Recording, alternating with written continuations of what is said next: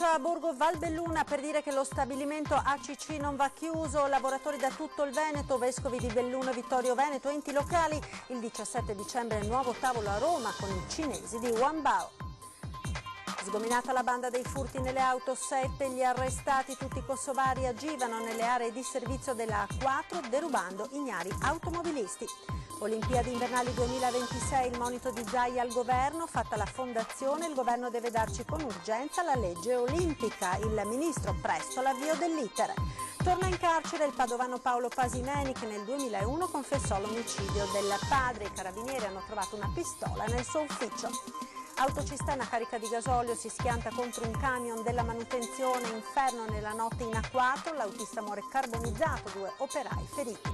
Lo sconcerto a Villorba dopo il caso del ladro che ha preso a schiaffi un ragazzino di 12 anni sorpreso a rubare nell'auto della madre. Il sindaco: non c'è limite a nulla ormai.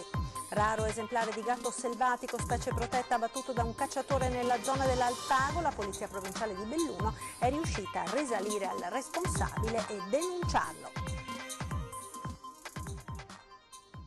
Buonasera, ben ritrovati con l'edizione del Veneto dei nostri telegiornali. La cronaca sindacale in primo piano, 2000 persone hanno invaso la sinistra Piave questa mattina a Borgo Valbelluna per dire no alla chiusura dello stabilimento di ACC. Lavoratori da tutto il Veneto, vescovi di Belluno e Vittorio, enti locali hanno lanciato un appello per il commissariamento dell'azienda. Sentiamo.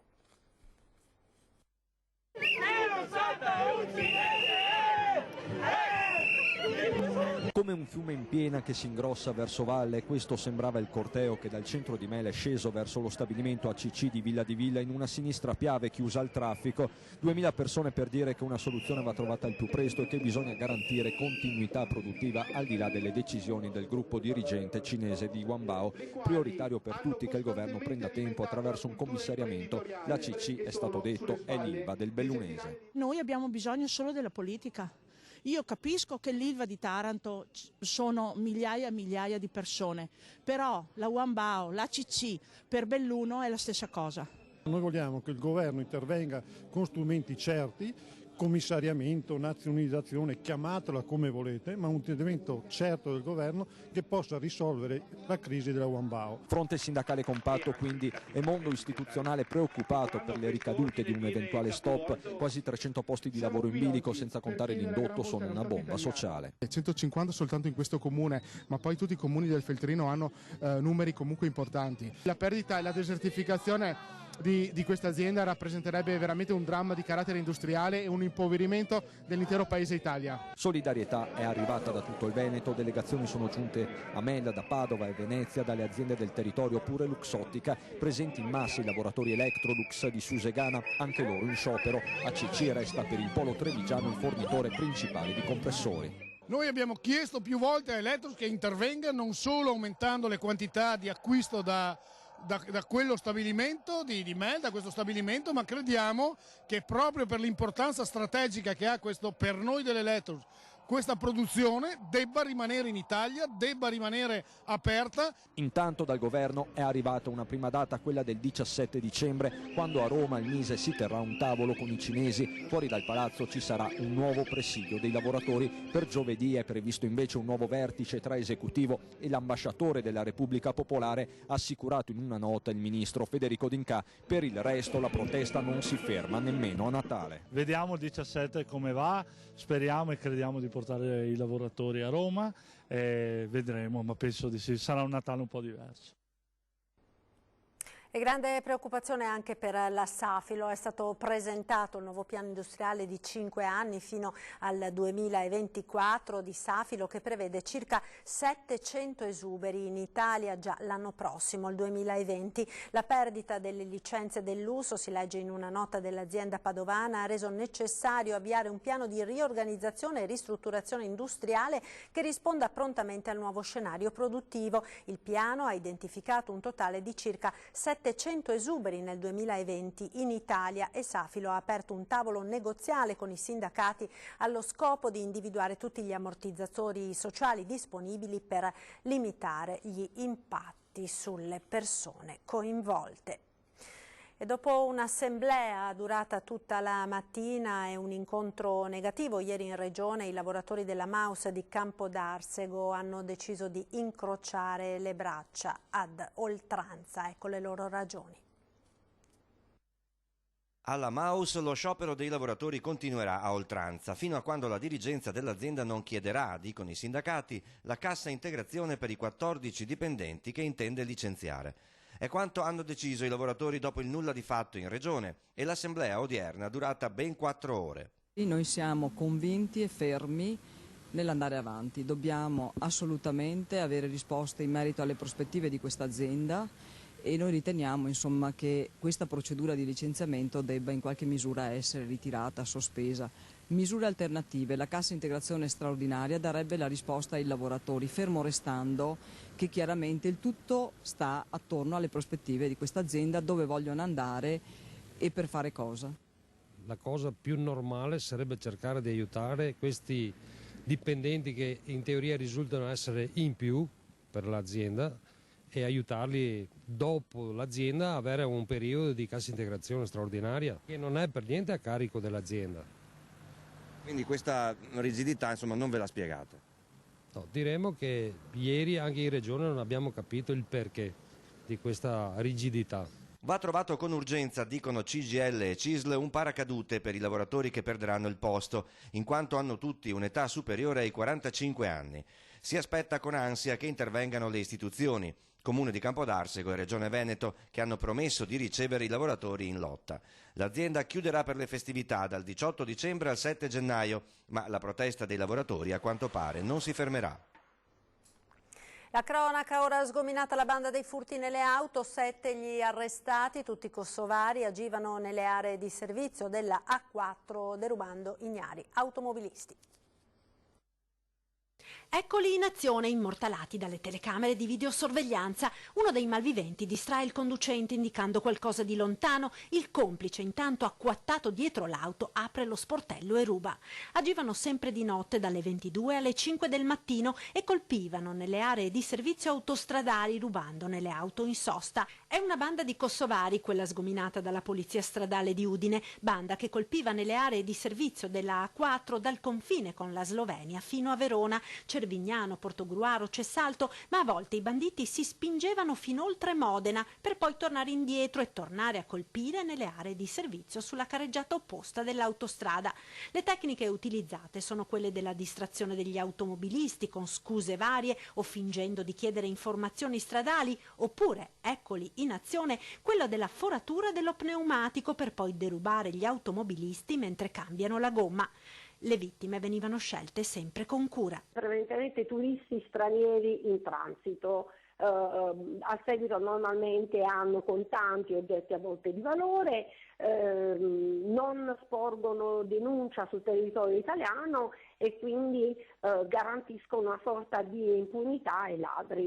Molti i colpi riusciti, ma alla fine la banda è stata sgominata. Ecco, mentre uno dei ladri viene bloccato dagli agenti in borghese che stavano indagando. 7 complessivamente gli arrestati, 4 in flagranza, 3 in esecuzione di ordinanza di custodia cautelare. L'ultimo dei banditi è ancora ricercato.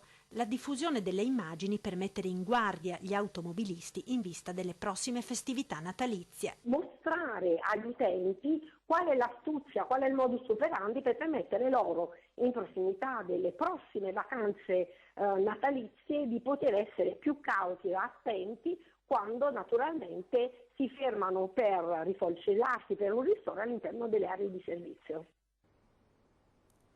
Olimpiadi invernali 2026, il monito di Zaia al governo, fatta la fondazione, devono darci con urgenza la legge olimpica. Noi siamo preoccupati perché il governo aveva annunciato comunque la chiusura di questa partita per fine anno. Tutt'oggi non c'è alba, non ci sono risposte. Più che un appello è un monito, perché il tassello finale è proprio quello, la sospirata legge olimpica. Già scoglio nel governo giallo-verde. Si litigò a lungo anche in casa Lega per questo, quando Massimo Giorgetti era sottosegretario alla presidenza del Consiglio.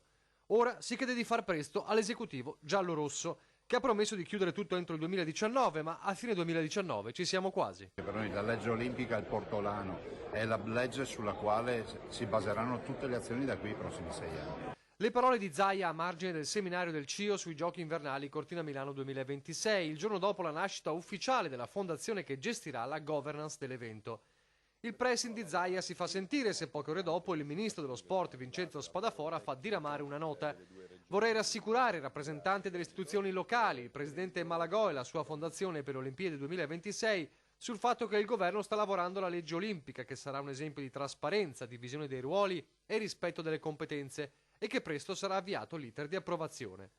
Resta da capire esattamente quando, mentre la macchina in Veneto è in moto. L'ultima parola la mette il super manager olimpico Vincenzo Novari e la sua prima uscita pubblica. Mantenere unita la squadra degli stakeholder sarà la vera sfida delle Olimpiadi, dice. Tenere insieme la squadra sarà il punto più delicato, ci sono sensibilità diverse. Nei prossimi 6 anni il paese cambierà molto nei suoi aspetti.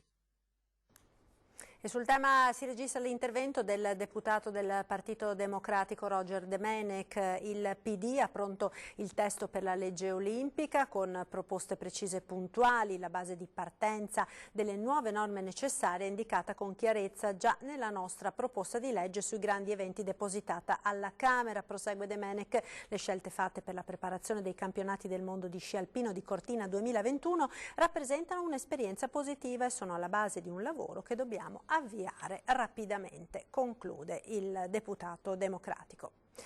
A che punto sono i lavori del Mose e in che stato si trovano alcune parti dell'opera che dovrebbe difendere Venezia dall'acqua alta? La questione torna ad accendere dibattito e polemiche dopo un servizio delle Iene che mostra paratie che appaiono danneggiate e fa sorgere dubbi sull'andamento dei lavori. Quelli sul Mose sono interrogativi che sembrano ancora in attesa di risposte, o perlomeno di risposte soddisfacenti per chi certe domande le pone. Non solo la domanda principe sull'effettiva efficacia di un'opera costata miliardi di euro, sulla quale però non tutti sono pronti a scommettere, ma anche su altre questioni. Le immagini subacquee diffuse dalla trasmissione Le Iene, girate alla bocca di porto di Punta Sabbioni, ad esempio, mostrano paratie che sembrano parzialmente coperte di sabbia e detriti, una addirittura piegata come fosse danneggiata, uno stato che, secondo la segnalazione arrivata al programma, ne impedirebbe il sollevamento. Il filmato non è passato inosservato, tanto che il provveditorato alle opere pubbliche del Triveneto sarebbe intenzionato a chiedere chiarezza al Consorzio Venezia Nuova. E ancora, quanto è stato realizzato finora del Mose? Dal programma emergerebbe che il dato del 93% finora inteso come avanzamento dei lavori potrebbe invece riferirsi ai soldi spesi rispetto alla cifra prevista. Da tempo il deputato veneziano Nicola Pellicani cerca di fare chiarezza. Abbiamo fatto commissioni, anche missioni a Venezia, abbiamo audito l'ex provveditore e i commissari del consorzio, però vedo che ancora non c'è chiarezza su questo. Ma come mai è così difficile fare chiarezza su un'opera che comunque è un'opera pubblica dello Stato? Me lo chiedo anch'io e soprattutto come sia possibile che nonostante sia mosso il Parlamento su questo tema ancora non ci sia abbastanza chiarezza e informazioni soprattutto sull'andamento dei lavori e sul reale stato di attuazione dei cantieri. Inferno nella notte in autostrada lungo la A4 esplode un tir che trasporta gasolio, morto carbonizzato l'autista, feriti 2 operai. Il silenzio della notte è squarciato da 3 forti esplosioni che si sono sentite nitidamente in tutta la zona nord di Padova. Poco dopo la mezzanotte è scoppiato l'inferno lungo l'autostrada A4 tra i caselli di Padova Est e Padova Ovest, dove un'autocisterna per il trasporto di gasolio si è schiantata contro un camion della manutenzione. L'autista sloveno di 51 anni è morto carbonizzato.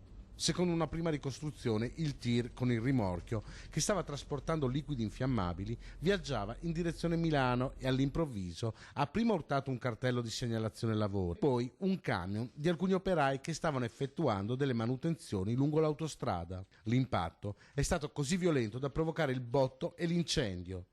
Sul posto sono arrivati i vigili del fuoco da Padova, Vicenza e Venezia, con 8 squadre e 22 operatori che sono riusciti a spegnere le fiamme che hanno completamente avvolto l'autocisterna carica di gasolio. Quando l'incendio è stato spento, è stato rinvenuto il corpo carbonizzato dell'autista, un cittadino sloveno di 51 anni. Dei 7 operai autostradali coinvolti nell'incidente è rimasto ferito solo l'autista dell'altro autocarro. L'uomo è stato portato in ospedale. Nelle operazioni di soccorso è rimasto ferito ad un braccio anche un vigile del fuoco scivolato a terra a causa del manto stradale reso scivoloso dal gasolio. Sul posto la polizia stradale e il personale ausiliario dell'autostrada.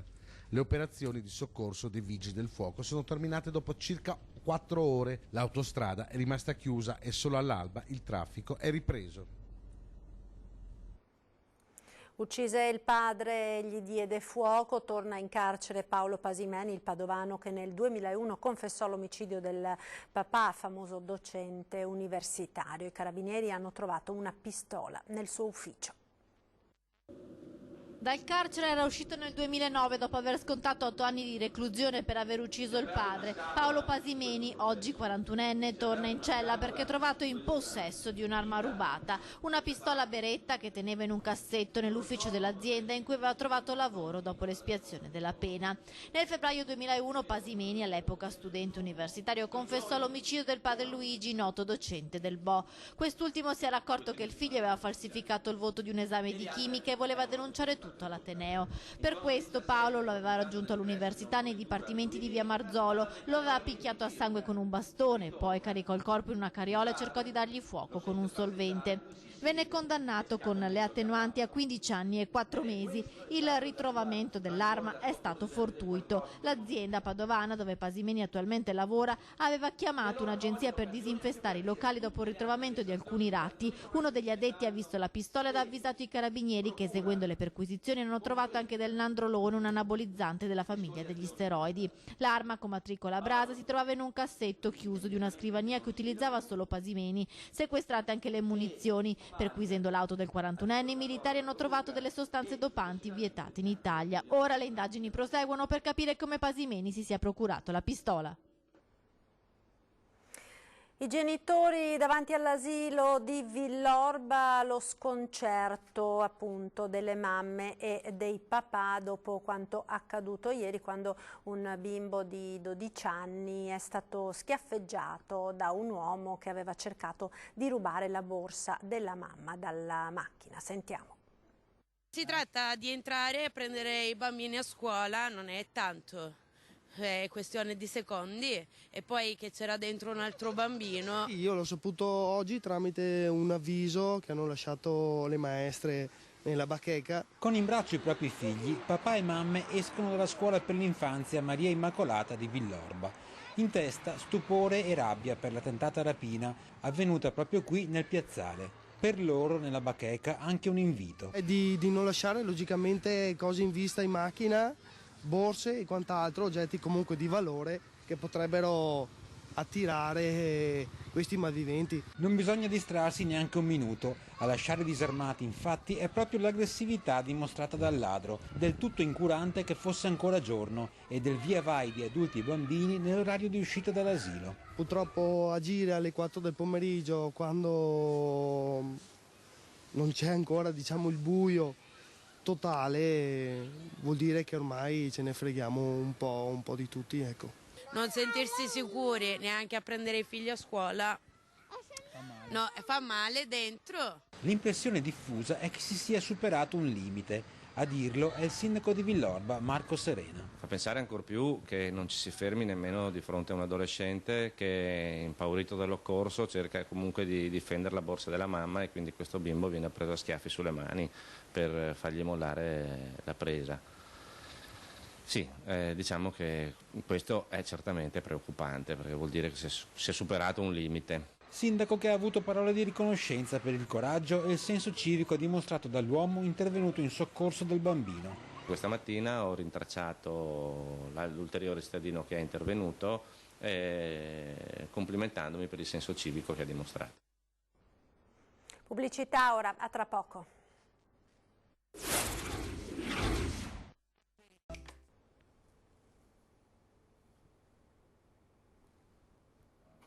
Ed eccoci nuovamente in diretta con l'edizione del Veneto dei nostri telegiornali dal Bellunese, dove un raro esemplare di gatto selvatico è stato abbattuto da un cacciatore nella zona dell'Alpago. La polizia provinciale di Belluno è riuscita a risalire all'autore dell'abbattimento, un cacciatore munito di regolare licenza. L'uomo è stato denunciato in base alla legge a protezione della fauna selvatica, legge che prevede delle sanzioni pesanti che arrivano fino all'arresto e multe molto salate.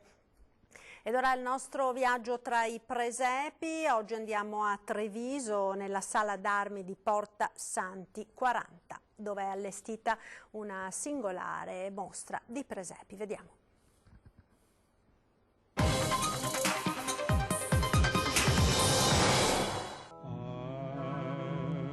Ci troviamo dentro la Porta Santi 40 nella sala d'armi, sotto tutta una travatura del 500, dove ho esposto dei presepi scolpiti nel legno e scolpiti nella pietra. Sono 15, quelli in legno scavati nei ceppi e certi in legno proprio ritagliati, fatto i traveti, fatto tutto quello che è da fare in legno. Quelli in pietra invece sono tutte pietre vive tagliate col tronchese, tipo fare le pietrine dei mosaici. Poi vengono incollate con la malta una per una. Ognuno di questi presepi è legato alla storia dei nostri territori. Per esempio sto ceppo qua è raccolto nel laghetto di Refrontolo del Mulinetto della Croda quella notte che sono stati i morti per la trecimazione delle acque. Il secondo è fatta una baita tutta in legno con i traveti proprio come fosse in montagna. E il terzo è proprio il Mulinetto della Croda. Dopo abbiamo le case del Basso Trevigiano, anche quelle tutte in pietra. Altri tronchi in legno ne abbiamo dei piccolini di fantasia, ce ne sono 2. Il tronco di caco, quello in mezzo, che quello è il pezzo più vecchio che ho, che è legato al mio cuore quello. Anche perché mi ha rovinato un sacco di scalpelli, perché è vecchio e duro. Faccio gli auguri e ringrazio il nostro presidente del Borgo Cavour con tutti i nostri cittadini, gli ospiti che sono venuti a trovarmi e quelli che verranno e quelli che mi guardano in televisione. Buon Natale!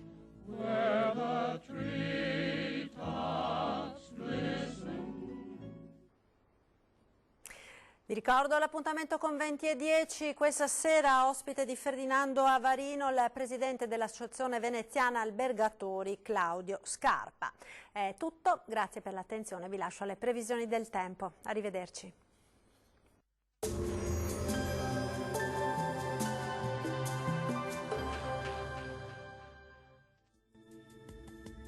Ben ritrovati al meteo. Ancora una giornata con tempo stabile e anche con sole prevalente. Vediamo dunque il dettaglio di mercoledì 11 dicembre. Sul Veneto venti di tramontana, ampio soleggiamento ovunque e cielo al massimo poco nuvoloso. In serata più nubi e durante la notte non si esclude anche qualche pioggia a carattere sparso. Temperature minime in ulteriore calo tra -6 e 2 gradi, massime comprese invece tra 4 e 9 gradi. Situazione sostanzialmente identica anche sul Friuli Venezia Giulia, con tanto sole dappertutto, anche in questo caso in nottata però sarà possibile qualche pioggia. Temperature minime tra -2 e 5 gradi, massime oscillanti invece tra i 7 e i 9 gradi.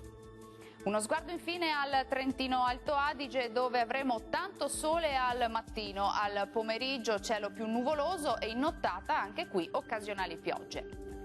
Temperature minime sotto zero, massime sui 5 gradi circa. Dal meteo per ora è tutto, buon proseguimento in compagnia di Antenna 3. Arrivederci.